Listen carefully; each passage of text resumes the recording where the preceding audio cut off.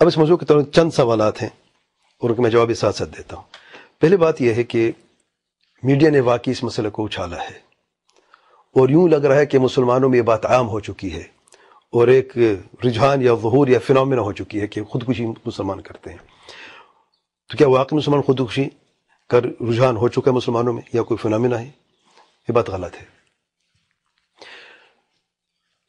خودکشی اگر آپ سروے دیکھ لیں، جس نے بھی دیکھو سروے مسلمانوں نے نہیں کی خودکشی کے تعلق سے، انہوں نے کافروں نے کی ہمیشہ، یا کسی ہندو نے کی، یا کسی کرسچن نے، کسی ملحد بے دین نے کی. امریکہ یورپ میں اکثر یہ ہوتی رہتی، انڈیا میں بھی ہوتی رہتی. سب سے کم ترین ریشو جو ہے خودکشی کے کس میں ہے؟ مسلمانوں میں ہے. تو یہ بات بالکل غلط ہے، کیونکہ میڈیا ظاہر ہے مسلمان کے خلاف میڈیا، اس نے تو اپنا کام کرنا ہے اور چھوٹی سی بات کو بہت بڑی دکھانا ہے کہ دیکھیں مسلمان کیسے کرتے ہیں.